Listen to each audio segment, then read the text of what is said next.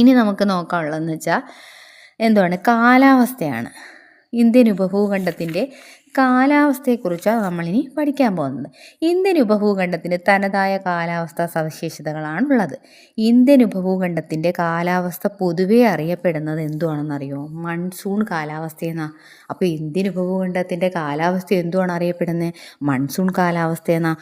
Monsoon എന്ന വാക്ക് രൂപപ്പെട്ടിട്ടുള്ളത് മൗസിം എന്ന Arab പദത്തിൽ നിന്നാണ്. ശ്രദ്ധിക്കണേ, മൺസൂൺ എന്ന വാക്ക് രൂപപ്പെട്ടത് മൗസിം എന്ന അറബ് പദത്തിൽ നിന്നാണ്.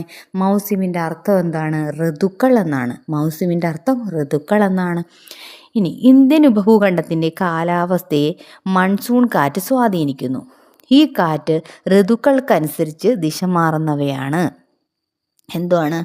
ഇന്ത്യൻ ഉപഭൂഖണ്ഡത്തിൻ്റെ കാലാവസ്ഥയെ മൺസൂൺ കാറ്റാണ് സ്വാധീനിക്കുന്നത്.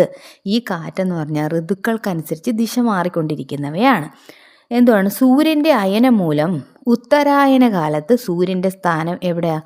ഉപഭൂഖണ്ഡത്തിന് മുകളിലാണ്. ഉത്തരായന കാലത്ത് ഇന്ത്യൻ ഉപഭൂഖണ്ഡത്തിൻ്റെ മുകളിലായിരിക്കുമ്പോൾ എന്ത് പറ്റും? കരഭാഗത്തെ വായു ചൂട് പിടിച്ച് മുകളിലേക്ക് ഉയരുന്നു.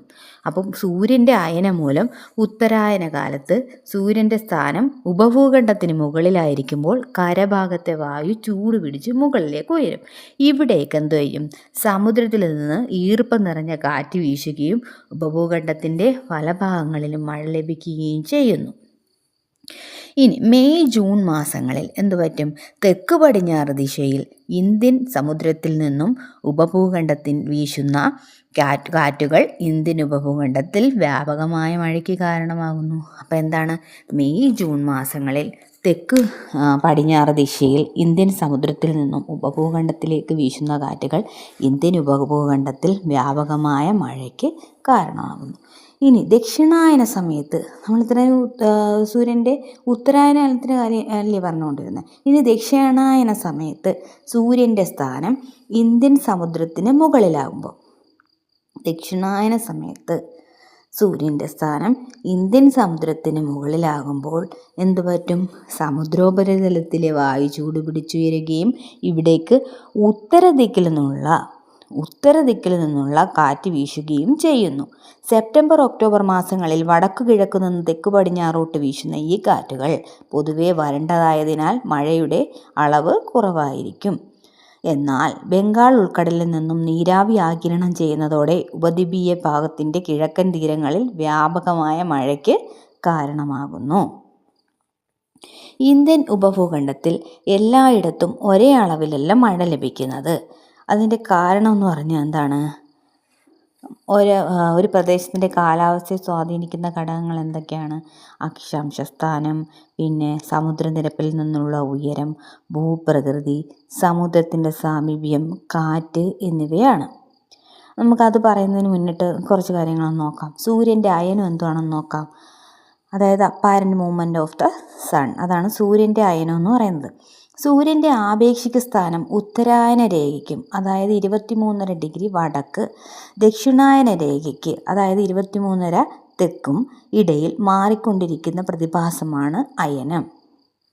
അതായത് സൂര്യൻ്റെ ആപേക്ഷിക സ്ഥാനം ഉത്തരായന രേഖയ്ക്കും ദക്ഷിണായന രേഖയ്ക്കും ഇടയിൽ മാറിക്കൊണ്ടിരിക്കുന്ന പ്രതിഭാസമാണ് അയനം എന്ന് പറഞ്ഞത്.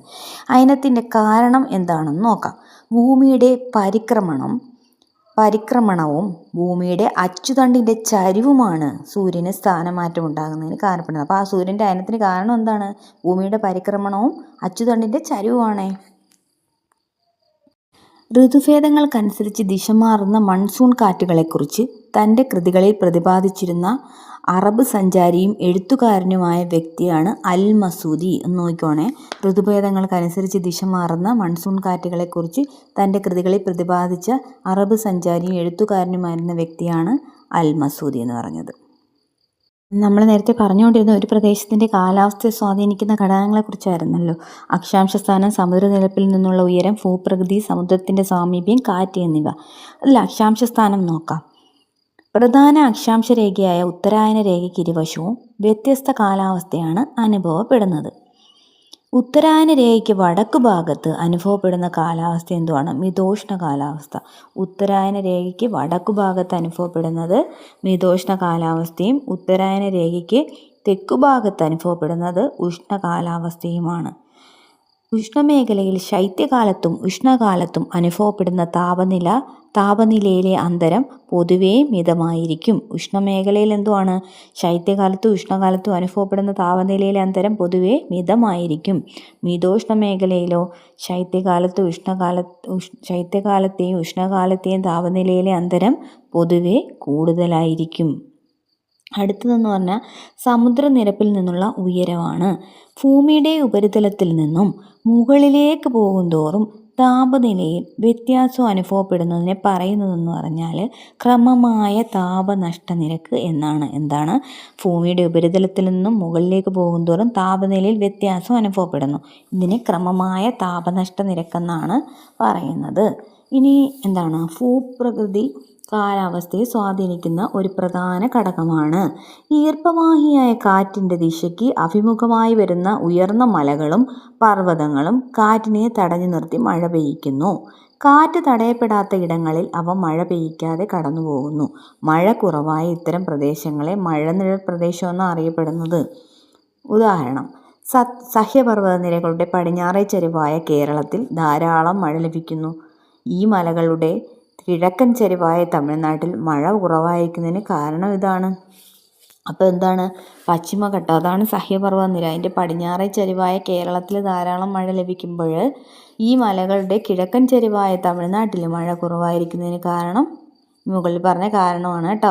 പർവ്വത നിരകൾക്ക് സമാന്തരമായി ഈർപ്പവാഹിയായ കാറ്റ് വീശുന്ന ഇടങ്ങളിൽ തടസ്സങ്ങളില്ലാത്തതിനാൽ കാറ്റ് മഴ പെയ്യിക്കാതെ കടന്നു പോകുന്നു. എന്താണ്? പർവ്വത നിരകൾക്ക് സമാന്തരമായി ഈർപ്പവാഹിയായ കാറ്റ് വീശുന്ന ഇടങ്ങളിൽ തടസ്സങ്ങളില്ല, അതുകൊണ്ട് കാറ്റ് മഴ പെയ്യിക്കാതെ കടന്നു പോകുന്നു. രാജസ്ഥാനിലെ അരാവലി മലനിരകൾ ഉൾപ്പെടുന്ന പ്രദേശം മരുഭൂമിയായി മാറിയതിന് പിന്നിലെ കാരണം ഇതാണ്. ശ്രദ്ധിക്കണേ. രാജസ്ഥാനിലെ അരാവലി മലനിരകൾ ഉൾപ്പെടുന്ന പ്രദേശം മരുഭൂമിയായി മാറിയതിന് പിന്നിലെ കാരണം എന്താണ്? ഈ മഴ പെയ്യ്ക്കാതെ ഇങ്ങനെ പോകുന്നില്ലേ, നേരത്തെ പറഞ്ഞ കാര്യമില്ലേ, അതാണ്. ഥാർ മലനിരകളുടെ ഒരു ഭാഗം മരുഭൂമിയാകാൻ കാരണം എന്താണ്? അരാവലി മലനിരകളാണ് കേട്ടോ. സമുദ്രത്തിൻ്റെ സാമീപ്യം അടുത്തതായിട്ട് നോക്കാം. സമുദ്രത്തോട് ചേർന്ന് കിടക്കുന്ന പ്രദേശങ്ങളിൽ ആർദ്ര കാലാവസ്ഥയും സമുദ്രത്തിൽ നിന്നും അകലെയുള്ള സ്ഥലങ്ങളിൽ വരണ്ട കാലാവസ്ഥയും അനുഭവപ്പെടുന്നു. ഇനി അടുത്തത് കാറ്റാണ്. കാറ്റിൻ്റെ ദിശയും അതിലെ ജലാംശത്തിൻ്റെ അളവും കാലാവസ്ഥാ നിർണ്ണയത്തിൽ പ്രധാന പങ്ക് വഹിക്കുന്നു. കാറ്റിൻ്റെ സ്വാധീനം വ്യക്തമാക്കുന്ന പ്രതിഭാസങ്ങൾ എന്തൊക്കെയാണെന്ന് നോക്കാം. താപനിലയുടെ വിതരണക്രമം, സമുദ്രപ്രവാഹങ്ങൾ, മൺസൂൺ, ബാഷ്പീകരണം, ഘനീകരണം എന്നിവയാണ്. പിന്നെ നമ്മൾ ഒരു ഭാഗം നോക്കാതെ പോയിട്ട് ഒന്ന് പറഞ്ഞിട്ട് പോകാം. ഇന്ത്യൻ ഉപഭൂഖണ്ഡത്തിൽ അനുഭവപ്പെടുന്ന കാലാവസ്ഥ അറിയപ്പെടുന്നത് മൺസൂണാണ്. മൺസൂൺ കാറ്റിൻ്റെ പ്രത്യേകത നോക്കാം. ഉത്തരായന കാലത്ത് സൂര്യൻ്റെ സ്ഥാനം ഉപഭൂഖണ്ഡത്തിന് മുകളിലായിരിക്കുമ്പോൾ കരഭാഗം കൂടുതൽ ചൂടുപിടിക്കും. ചൂടുപിടിച്ച വായു മുകളിലേക്ക് ഉയരുന്നു. നമ്മൾ പറയുന്നത് മൺസൂൺ കാറ്റിൻ്റെ പ്രത്യേകതയാണ്. ഉത്തരായന കാലത്ത് സൂര്യൻ്റെ സ്ഥാനം ഉപഭൂഖണ്ഡത്തിന് മുകളിലായിരിക്കുമ്പോൾ കരഭാഗം കൂടുതൽ ചൂടുപിടിക്കും. ചൂടുപിടിച്ച വായു മുകളിലേക്ക് ഉയരുന്നു. അവിടേക്ക് സമുദ്രത്തിൽ നിന്നുള്ള ഈർപ്പം നിറഞ്ഞ കാറ്റ് വീശുകയും ഉപഭൂഖണ്ഡത്തിൻ്റെ പല ഭാഗങ്ങളിലും മഴ ലഭിക്കുകയും ചെയ്യും. തെക്കു പടിഞ്ഞാറ് മൺസൂൺ അനുഭവപ്പെടുന്ന കാലം എന്ന് പറഞ്ഞാൽ മെയ് ജൂൺ മാസങ്ങളാണ്. അപ്പോൾ നമ്മൾ പറഞ്ഞത് ഇന്ത്യൻ ഉപഭൂഖണ്ഡത്തിൽ അനുഭവപ്പെടുന്ന കാലാവസ്ഥ മൺസൂൺ എന്നല്ലേ, അതിൻ്റെ കാര്യമാണ് പറഞ്ഞുകൊണ്ടിരിക്കുന്നത്. തെക്കു പടിഞ്ഞാറൻ മൺസൂൺ അനുഭവപ്പെടുന്ന കാലം മെയ് ജൂൺ മാസങ്ങളാണ്. ദക്ഷിണായന സമയത്ത് സൂര്യൻ്റെ സ്ഥാനം നോക്കാം. ഇന്ത്യൻ മഹാസമുദ്രത്തിന് മുകളിലായിരിക്കും ഈ സമയത്ത് സൂര്യൻ്റെ സ്ഥാനം. ഈ സമയം സമുദ്രോപരിതലത്തിലെ വായു ചൂടുപിടിച്ചുയരും. ഇവിടേക്ക് ഉത്തരദിക്കിൽ നിന്നുള്ള കാറ്റ് വീശുകയും ചെയ്യും. സെപ്റ്റംബർ ഒക്ടോബർ മാസങ്ങളിലാണ് വടക്കു കിഴക്കൻ മൺസൂൺ അനുഭവപ്പെടുക. ദക്ഷിണായന കാലത്ത് കൂടുതൽ മഴ ലഭിക്കുന്ന ഇന്ത്യയുടെ ഏത് ഭാഗത്താണെന്ന് പറഞ്ഞേ? ഏതാണ്? ഇന്ത്യയുടെ കിഴക്കൻ ഭാഗങ്ങളിലാണ്. അപ്പോൾ അത്രയും മനസ്സിലായല്ലോ. ഇനി അടുത്ത